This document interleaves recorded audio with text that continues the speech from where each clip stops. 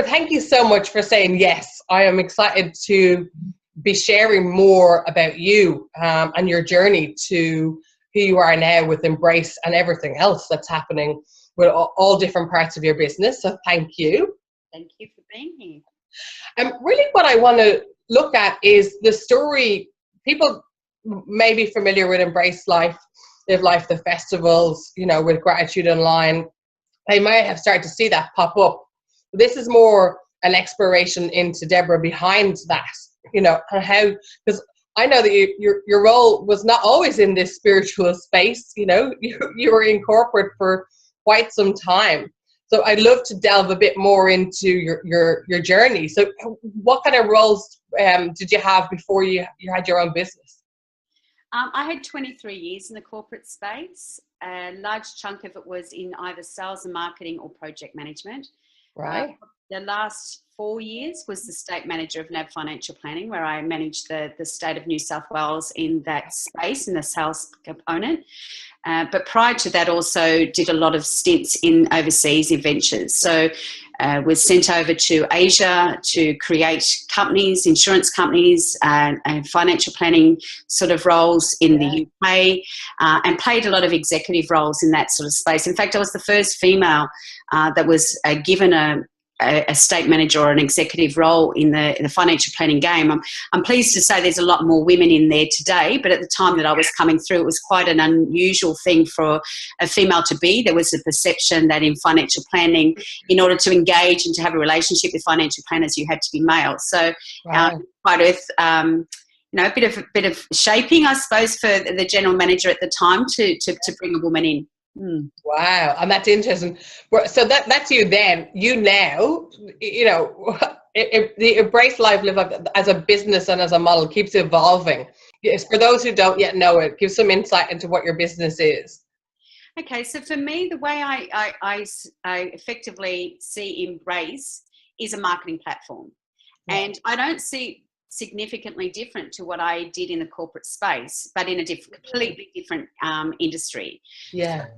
What I was very much known about in the corporate space was an individual that could go into other countries, other places, pick up what perhaps was not a strong performing team, harness the energy around it, make some changes, bring in some management, and then build that up. And quite often would start with the lowest performing team and end up with the number one by the time I left within that 18-month period. So, I was known as someone that could create results, that could create well-functioning teams. Yeah. And for me, what I'm doing now in the wellness industry is not dissimilar. I've picked, rather than a sales team or a company, I've taken on an industry, but it's an industry I've got a huge respect for, one that's supported me on a personal journey as well. Yeah. And therefore, for me, it's really important that a lot of people get access to them in a professional way, in a genuine way, and the people within it can present themselves in a way that they can earn a living doing what they love as well. So it's for me, my life purpose, to be doing what Embrace is. So so for me, Embrace Life, I see it in two folds. It's a support or a marketing platform for the people in the industry. And I also feel it's a way that our industry can harness its energy to take it out to the everyday person that are looking for answers around their health, around their well-being, or perhaps from the world of financial planning in Asia Pacific to the wellness and spiritual industry. How did that happen? You know what, Barbara? It's been a rocky road in some respects. I needed to get out, but I wasn't listening. I wasn't hearing the calling. And I remember, I think it was an opera masterclass or something. We love our opera sort of stirrings. He was talking about how the intuition initially starts with you with a soft feather, and if you're able to listen to it at that time, then you hear the thoughts or the feelings, and you follow that through. But if you're not listening, then that feather becomes a brick, and finally you hit the brick wall. And for me, I didn't listen to my intuition, and I stayed there for far too long, and so what ended up happening was my health deteriorated, and I went through a not so pleasant time. A lot of people look towards and they see you on the other side and they think everything's rosy, but there was a lot of hard decisions that I had to make, including letting go of my home, including letting go of all the luxuries that I had afforded myself with the income I had, and I had to readjust about what was truly important to me. So part of that process was that, but I was an energy healer for then 2.5 years, about 8 years all up. I'm an astrologer, I'm a numerologer, but I also do colour therapy. I'm an aromatherapist. I did a diploma of energy healing that, you know, was in some respects a massive personal development program. I think I went in there thinking I was getting skills, but in actual fact, it was getting to know who I was. I think I'm a master. So, you know, all those things wrapped up into whatever presented itself. And I suppose in some respects with all energy healers, we also bring in the skill sets that we have. And so for me, in my corporate space, I was an incredible coach. And so bringing in that inquisitive understanding and that coaching support whilst getting underneath the real root cause of it and then being able to work with it on an energetic level meant that my energy healing sessions were a combination of both. Okay. I realised what I was doing was closing down the corporate debt, you know, and that's part of who I was too. You know, there's this beautiful, intuitive, creative soul on one side, but there's also this other person that is able to get results, is able to put strategies together, is able to harness groups of people. He's able to run businesses. And he started off with a small festival. It was the small festival in a small community centre in the back of Bunnings in Thornley. And as Spirit does, a resounding yes came because over 300 people turned up on that day. And we started to see an interest in the community about what we were doing.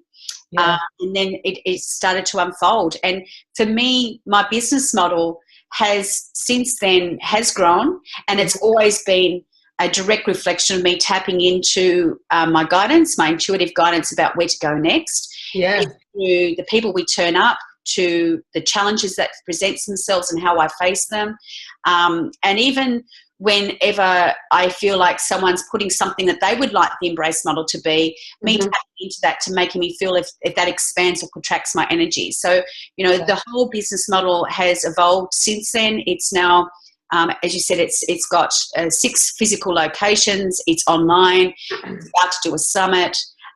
It's got, you know, 4,500 odd customers that are regularly connecting with us, and there's more to come, you know. And for me, I actually think this industry undersells itself when it comes to marketing and selling. Because I think we've got this old version or definition of what marketing selling is. Marketing and selling to me is to be of service. It's to actually connect with someone, find out where they're coming from, tapping into what they need, and then seeing how you can be of service to them.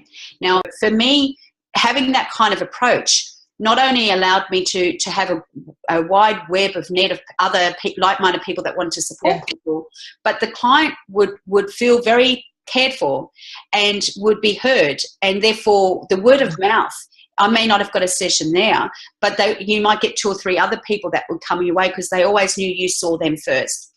And so for me as an industry, that's the intention of our community is, and why I believe that we've got to stop being the sole entrepreneur thinking. We've got to think about ourselves as a community, as an industry, and is the professionalism aspect. You know, and that's where I think Embrace comes to its fore, because it's always looking about how do we present ourselves professionally. All our Embrace festivals, you know, we actually do, we make sure that they're quality productions in quality venues, that people feel proud about what they're doing, and that costs money. And for me, that's been my biggest challenge, I suppose, is that I have a vision for us, and so I'm investing in the brand, which sometimes means you're investing in something before you get the outcome. And now, what pieces of advice would you give to someone who perhaps is watching, who is the old Debs, you know, in corporate, maybe kind of dabbling in a little bit of stuff on the side? You know, what advice would you give them to helping them to travel their path? Well, I think you just nailed it at that last piece. It's walk your path. I don't think anyone should be telling anyone how to do things, and I believe that every one of us, there's a reason for it. So even if they're feeling like they're stuck at the moment, is to sort of see perhaps there might be something else that situation right now might be giving them a skill. It could be giving them a lesson on patience, whatever. Yeah. Now, I'll give you an example that I've shared a few times in my space for people that are in corporate. When I was in that corporate space going off to my diploma of energy healing, I tap into my 6-inch heels, which I have to say, thank God I don't have to wear anymore. One particular meditation course got us to do visualization.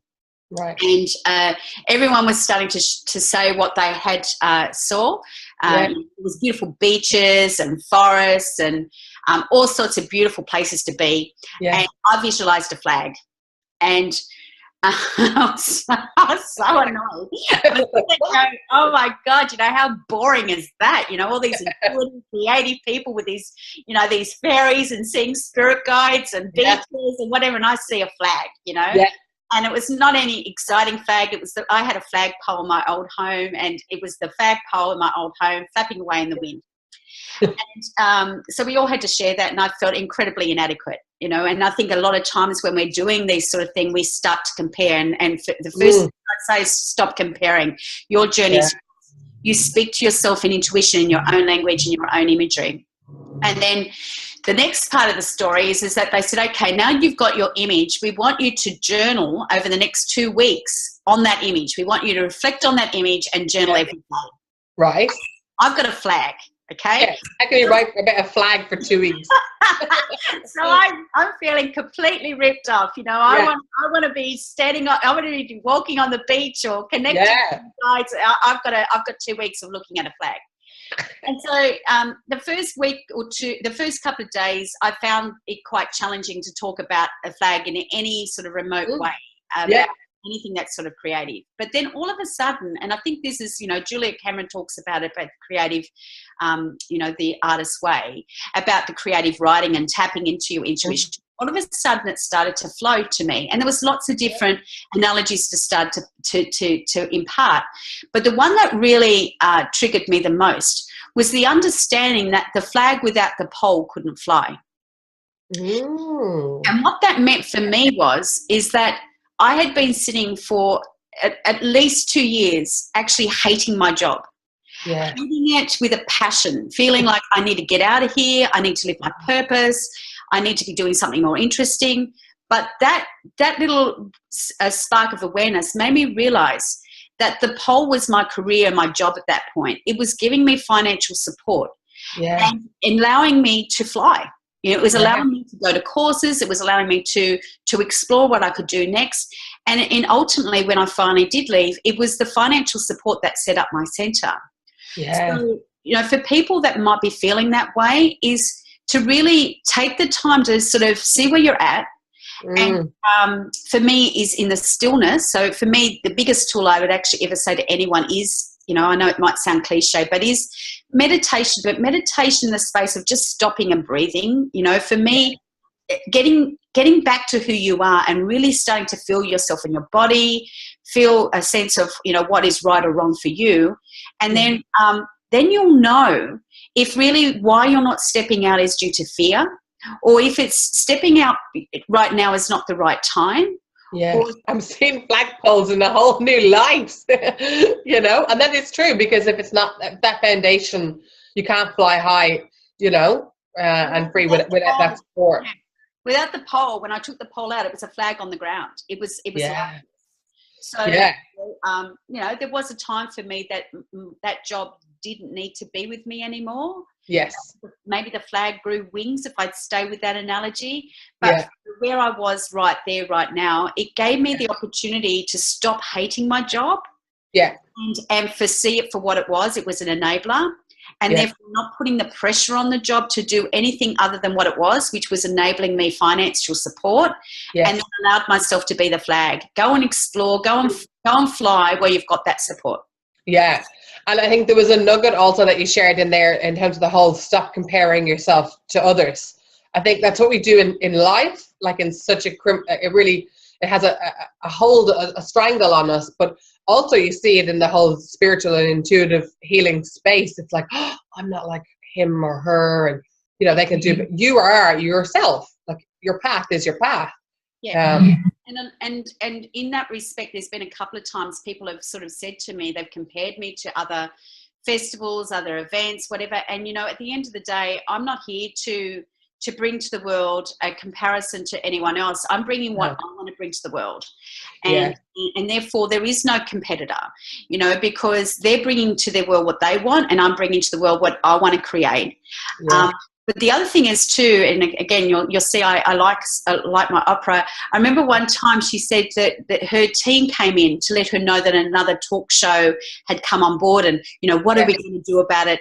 And she sort of said at the time, she said, look, you know, if you want me to stop to look back to see what someone else is doing, then we're going to stop the momentum of what we're creating in the future.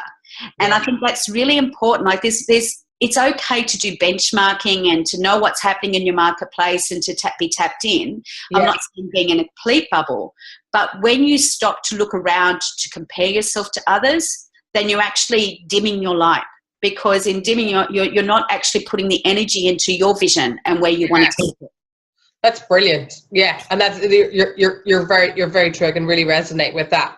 The last thing that I want to finish up on is, I'm sure you see people as they come into the festivals, you know, and maybe it's their first time arriving at a festival and they're not sure who it is that they should go and see, whether they should connect with someone to explore a service or a healer or an intuitive. What advice do you give people when they're kind of standing there and going, I don't know what I want? How do they tap into their own power when they don't even know they have power? So is this the customers that walk in? Yes, the customer. You know, again, I feel what we create at an Embrace, be it an Embrace Festival, be it Gratitude Online, and as I said, we've now got the Summit, is in a broad sense a taste tester. So, you know, see it as the smorgasbord of life that's laid out for you underneath one roof, and enjoy play. You know, go and explore. You know, you will be guided in one way or the other to the right places. And so go and experience a sound bath, or go and have a reading or a treatment that you've never done before, or browse through the Emporium and have some connections. And, you know, we've got the beautiful concept of the gratitude pass. If you've received one of those, then there's beautiful engagement that actually occurs from that you can enjoy. Or sit down and listen to beautiful music, or lie down and have a meditation. Like, all those things are there for you to explore and enjoy. And then you will know, if you really are in the moment, you will know what the next step is. You know, so I think for me, it's actually, don't put so much pressure on yourself. I do that so often, so it's interesting that's coming out of my mouth. You know, things don't have to all happen in a week or sometimes in a day. You know, you know the next step. And so the fact that you're there at any time, for me, there's something in there for you. Be it you've met the right person, you have a different experience, or it might be that day is just about you playing and having enjoyment about play. Yeah, and that's it. It's about just being there, not trying to figure out the answers. Yeah, and learning to trust your own intuition about what's next, or who's worth connecting with for you. And for me, Barbara, like if we were going back to old corporate Deb, and it's something that I've worked with, and I would, if I'm talking to people that were in that space, it's getting out of this and into this. Getting out of the head into the heart. And what that means to me is if you practice being aware of who you are, you know who you're listening to. You can actually even feel the energy in your head when you're in your head. You can feel the energy in your heart, because to me, when you're in your heart, you're in your body. You can actually feel the sensation of your physical body. If you've cut yourself off here and you can't feel your body, then you're up here. And I feel that to me was the biggest move from corporate to where I am now. Right. Understanding that we're a whole, and this is the true mind. This is the one that's going to direct you to where you need to be. This is filled with old belief patterns, comparisons, whatnots, and shopping lists. Do you know what I mean? Full of everything. And it's got a role to play. Without it, we can't drive the car and all those sort of things. But it's not our master, and it needs to play its rightful role, not its master role that some of us have given it. Yeah, Absolutely. And I think there's a lot of magic for people to discover in that journey, you know, from the head to the heart. It's just, yeah, so much more joy and fun, you know, instead of stress and, like you said, shopping list, washing, dinners, kids, That's everything. right. You know, Yeah, I don't want that. and look, and we've all got them, and Yeah. and it's always going to still be there. Yeah. Like even when I've taken people away for retreats, you know, they say, well, you know, I still need to do X, Y, Z, and the fact is, yes, we will. You know, Yeah. we are living in a life that needs to have washing done and jobs to be done and Yeah. kids to be picked up, and all those things have to happen, and they Yeah. will still continue to happen. I'm not suggesting we all sit with our cross-legged, but No. it's actually being about mindful about how Mm. you're turning up when you're doing that. So if I turn up for work, who is turning up for work? Is it a person that was dreading it and hating my job? Yeah. Or a person that was seeing, aren't I blessed that I'm enabled to get this financial support? And who do I still need to connect with? You know, Yeah. there might be someone in the corporate space that you need to be kind to today. And that's your spiritual path today, is to just extend Yeah. a bit of kindness. Or it might be that today is about you allowing for someone to be heard, and that might be your part of your spirit, is to allow for someone to share where they're coming from, and for you to really hold the space. Yeah. You know, so, you know, to me, living your purpose is it's not, you know, a destination. It's about you being here every day and showing up every day to the true sense of who you are. Yes. Yes, that's beautiful. Oh, Deborah, thank you so much. You've really shared a lot there that I really feel is going to resonate with quite a few people, or particularly those who may identify with being that bit stuck and struggling with where to next, who am I? So thank you so much for taking that time. I'm going to be sharing them with the Intuitive Australia community, the opportunity to connect and partake with that gratitude path, which is awesome, because there's just gifts galore and conversations, and it's cool. So thank you for giving that opportunity. I really appreciate it. I look forward to Intuitive Australia community coming and embracing life. Yes, yes, that's it. That's it. Exactly. The marriage of both. Thank you so